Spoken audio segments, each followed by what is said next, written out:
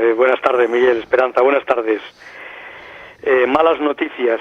Hace unos días el Grupo Socialista, en una actitud denigrante, negó su voto para que en sede parlamentaria se pudiera debatir sobre el derecho a una muerte digna y sobre la eutanasia.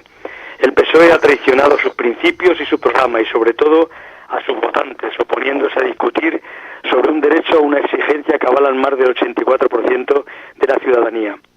El PSOE se ha alineado con los grupos ultracatólicos que se oponen a reconocer derechos civiles y ha hurtado a la ciudadanía la oportunidad de un debate fundamental. La ideología de una minoría seguirá imponiéndose a través del Código Penal. Según afirma la asociación DMD, Derecho a Muerte Digna, la ley de muerte digna que ha registrado el PSOE en el Congreso no es incompatible con la propuesta de Unidos Podemos. Los cuidados paliativos no son un antídoto frente a la eutanasia. Asistimos a un gran engaño de tinte religioso. El Grupo Socialista ha antepuesto intereses partidistas a permitir que la eutanasia y el derecho a una buena muerte salgan de la clandestinidad. Politiquería barata y caótica situación la del PSOE oficialista, que de seguir así le va a hundir aún más en las próximas elecciones generales, gane quien gane, en el torpe y poco ilustrado proceso de primarias en el que están inmersos. Pacto por la educación o el parto de los montes. Es imposible un pacto por la enseñanza si previamente no se denuncian y anulan los acuerdos concordatarios con la Santa Sede.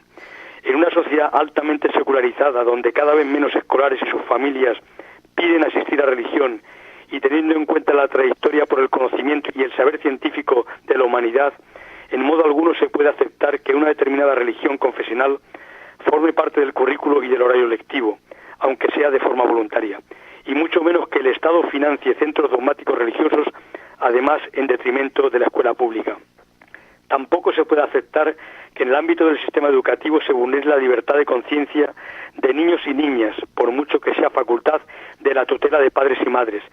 En esa tutela no va implícita la vulneración de los derechos humanos, ni vulnerar la libre conciencia de los menores. Por ello, lo que se percibe es un parto de los montes más que un pacto, un maquillaje de chapa y pintura, por mucho que lo firme quien lo firme.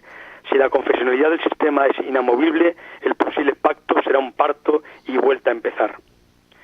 El próximo 4 de abril, Europa Laica lanza la campaña 2017 sobre la no financiación pública de la Iglesia Católica a través de ese impuesto de la renta. Es decir, por la eliminación de la casilla que perdura en el impreso de la renta y que sirve para que la Conferencia Episcopal Española financie con esos 250 millones de euros anuales el sueldo de curas y obispos, las campañas integristas contra derechos fundamentales de ciudadanía, a sus medios de comunicación, el proselitismo religioso, además de que de la otra casilla para fines sociales chupan también multitud de organizaciones de la misma Iglesia y de otras religiones. Lo lamentable es que no solo hay intención en el Parlamento de eliminar esa casilla, sino aumentarlas para financiar otras religiones, islámicas, evangélicas, etcétera, etcétera. Es decir, para financiar los integrismos religiosos y los vicios del clero y de sus seguidores. Y lo financiamos entre todos y todas, seamos creyentes o no, dejándose con ello de hacer hospitales, escuelas, carreteras e inversión pública en general. El Ayuntamiento de Zaragoza ha decidido iniciar una demanda para declarar la nulidad de las inmatriculaciones, por las que la Iglesia se apropió hace 30 años, por ejemplo, de la Catedral del Aseo y de la Iglesia de la Magdalena, dos joyas del arte mudéjar. No sabemos si es la mejor solución el iniciar procedimientos judiciales habida cuenta de la deriva confesional de una parte importante de la judicatura, pero al menos sirve para dar luz a una vergonzante situación. Pero ello me da pie o nos da pie para recalcar la necesidad de que, al igual que con el tema de la eutanasia, que hemos comentado al inicio de la editorial, ya es hora de que en España se empiece a hablar y a debatir sobre desamortizaciones de bienes rústicos y urbanos de los que se ha ido apropiando la Iglesia Católica desde hace décadas, cuando no desde hace siglos, ya sean de culto o no, ya se hayan apropiado por la indecente e ilegítima vía de la inmatriculación desde 1946 o bien por la vía del hecho consumado e incluso por la fuerza. Aquellas tierras muertas o baldías, los monumentos pertenecientes al tesoro histórico artístico nacional, el patrimonio que haya sido restaurado por el Estado y que lo viene conservando permanentemente, debe ser desamortizado, debe pasar a ser propiedad del Estado, tanto su titularidad como su gestión en todas sus dimensiones, independientemente de que en algunos casos se le permita a la Iglesia desarrollar puntualmente culto y liturgia. todas las iglesias, conventos, capillas, etcétera, se han elevado en suelo público, cedido por el Estado, ya sea central o local. Ha sido construido con dinero de todos, e incluso en el siglo XIX con el hambre de mucha gente. Se conserva y se restaura por parte del Estado.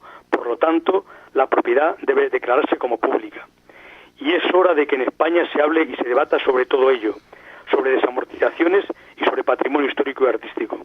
Ya está bien que la recaudación libre de impuestos que los obispados hacen a través de las entradas limosneras vaya a las arcas de la propia Iglesia y del Vaticano.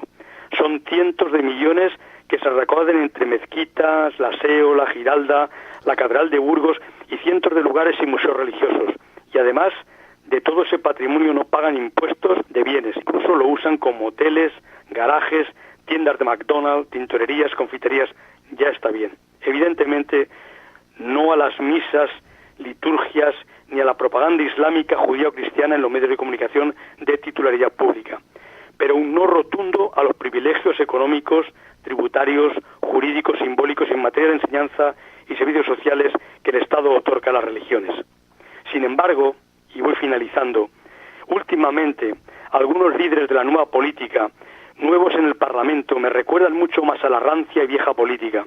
Cuando el líder del nuevo partido Podemos, Pablo Iglesias, no solo aplaudió al Papa Francisco en el Parlamento Europeo cuando éste llamó asesinas a las mujeres que deciden abortar libremente, o cuando más recientemente expresa que ignorar lo que representa Francisco para construir un mundo mejor, identificar a toda la Iglesia católica con los sectores ultramontanos bunkerizados de ciertos espacios de poder del episcopado español, sería una torpeza imperdonable por nuestra parte. Se refiere Pablo Iglesias a Podemos, entre otras necias perlas del apoyo al actual papado, o bien demuestra este señor una ignorancia supina, o lo que es peor, estamos ante un nuevo listillo de la política, subido en la burra del poder eclesial para sacar provecho político como antes se hicieran otros politiquillos baratos de la supuesta izquierda, que se echaron deliberadamente en brazos de la Iglesia Católica a lo largo de los siglos XIX y XX, con las consecuencias que todos conocemos. Más de lo mismo, pero que conmigo no cuenten, la historia se repite. Magnífico editorial el de Francisco Delgado, después de la 12ª jornada laicista anual en Murcia. Muchas gracias, Paco, venga, pues, un abrazo. Pues buenas tardes, venga, un abrazo.